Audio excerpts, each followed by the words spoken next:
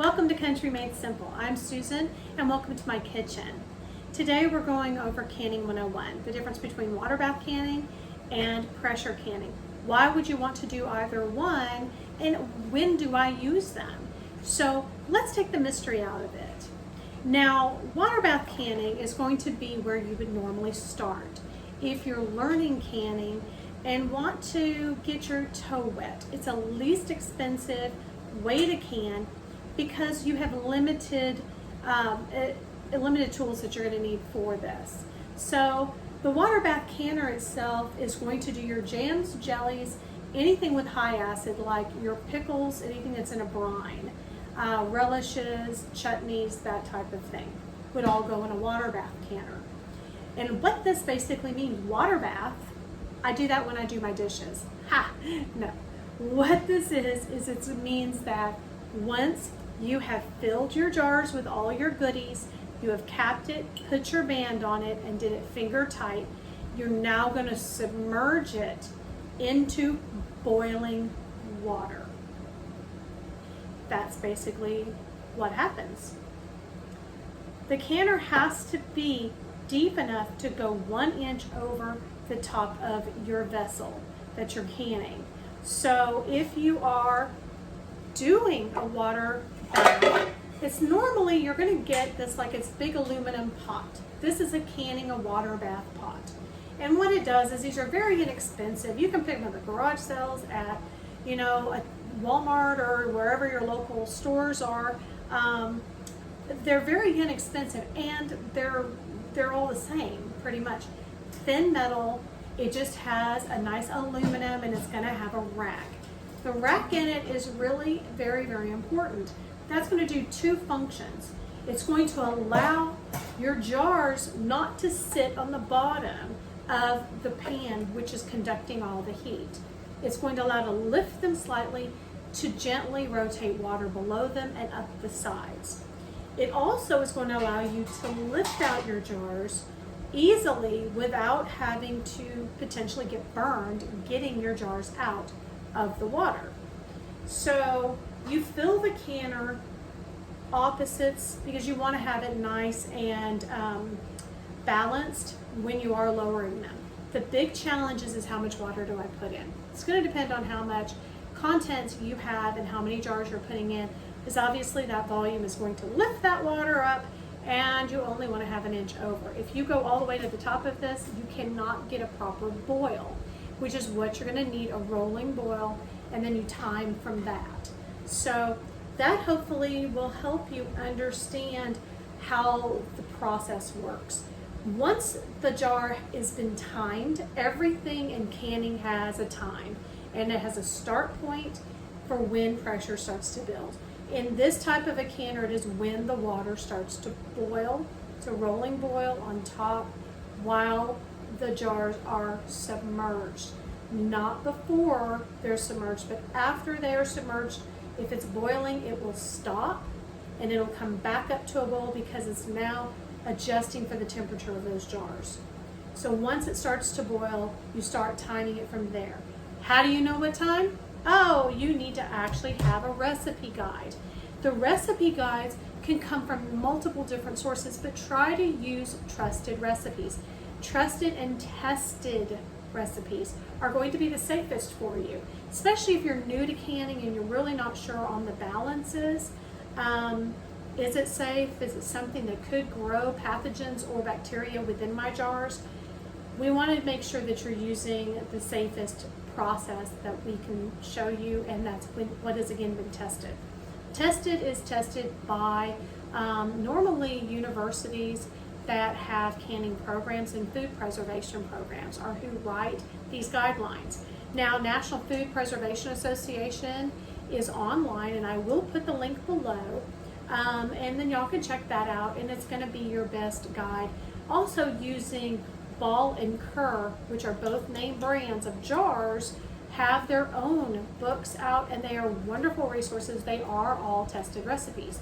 So that means that somebody has actually made the product, put them in, let it sit on shelves after it's been processed properly, and test it over different time periods to make sure that they stay safely sealed without bacteria growth. So that's the difference between tested recipes and untested recipes. Now, water bath, again, we're going to go over, this is jams, jellies, relishes, high acid foods go in the water bath. I have green beans I just grew in my garden. Can I water bath those? Not unless you're adding a vinegar brine, which would make dilly beans. So you can add a vinegar brine to low acid foods, but you're going to pickle them. So again, that becomes a high acid food. But I don't want them pickled. I want to eat them with just a little sea salt. That's going to have to go pressure canned. The difference is that this is low acid foods that cooks in the process of the canning. Okay, this one has already been cooked, and it's basically bringing it up to pressure and canning them. The difference can be too is that you do sauces as well in your pressure canner if they are low acid. Again, using your cautions. Always check your recipes. If you do not have a pressure canner, you don't want to try those recipes in a water bath. They're not going to work. It could work for a little while. You can always make them and put them in your fridge, but if you've got 18 jars of something, you might take up a lot of fridge space. So it's, again, make sure you read the recipe very well. You know what kind of processing it is going to take to make it safe, and that you're prepared to do those steps. If you want to move to my big daddy, which is my pressure canner. My pressure canner is 21 quarts. That means this is a cooker too. It can hold 21 quarts of stock of whatever if I were to do them outside of the jars, just filling it up and cooking in it. Okay, yay. But I use it for canning only. So that means that this will actually fit 7 quarts or 14 pints into my pressure canner.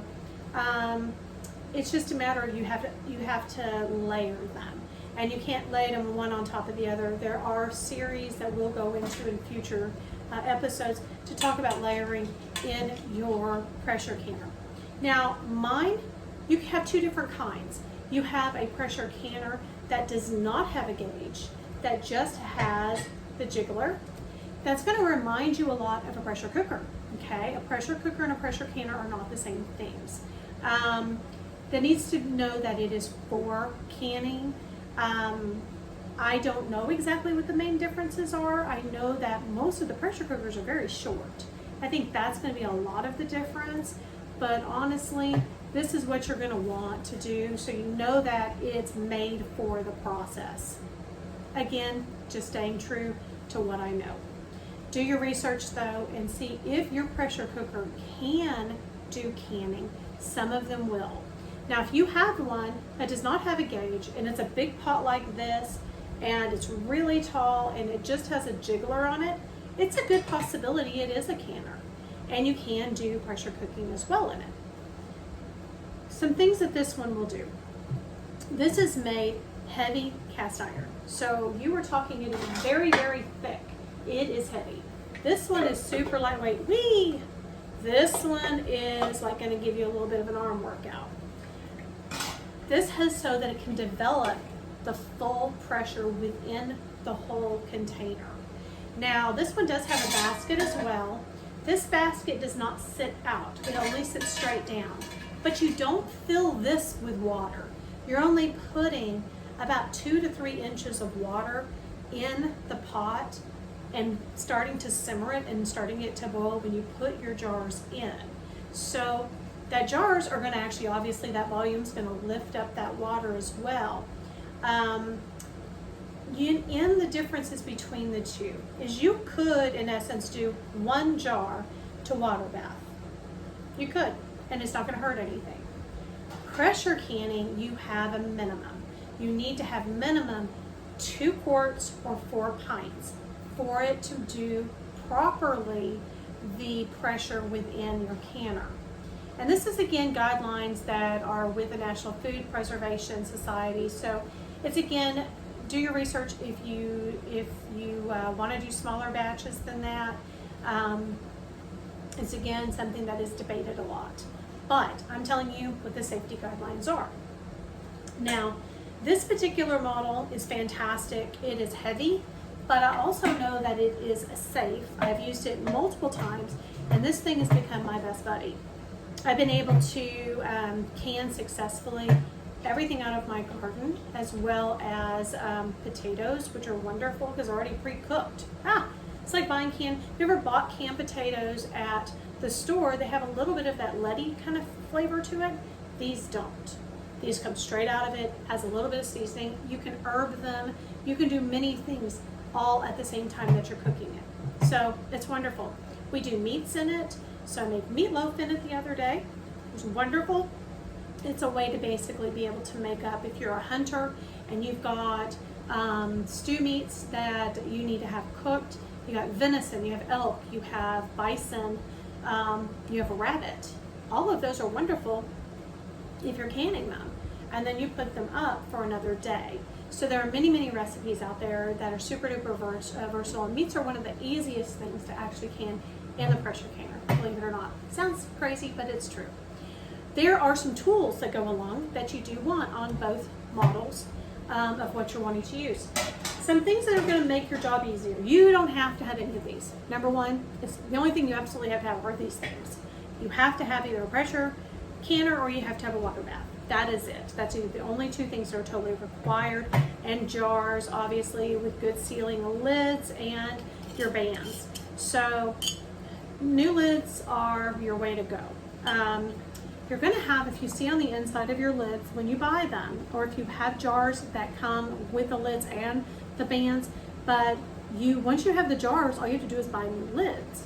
There are people who will reuse their lids. I personally don't. I use my lids for doing dry goods or things that are going in the refrigerator. I will use them for that. But as far as reuse, I personally don't, because I work too hard on what's going in the jar. I don't want to cause food spoilage before I can even get them out of the water bath or out of the canner. So that is the reason I don't. But if you'll look on here, you're going to see that there is a rubber seal, and that is that, that is that orangey brown ring that's there. So what that's going to do is I will still simmer these while I'm preparing my jars. Your jars have to be hot, hot, hot when you start them. Everything has to do with having the same amount of temperature to not cause thermal shock, because we don't want that. Once you actually have the jars, you've got your hot lids. I'm simmering in my pot. This is my little magnet. I know, because you don't want to have to fish these suckers out with your fingers. It's boiling water. So you grab it with your magnet. We're going to fill it. Before I fill it, we're going to use our funnel. This is going to keep your rim clean. This is, again, just a nice little tool. All these come in a set and it's very inexpensive. It's like, $8-9. So you sit this on top and then you fill your jars. Once you lift it off, you're going to try to avoid spillage on anything. And then we're going to go through a method on a later video how to clean your jars properly. But you're going to add your lid. Once you add your lid, you're going to add your ring. Now, this has already been filled beautifully. It has the amount of head space, meaning the amount from the end of the product to the top of the rim that it's required, depending on the recipe.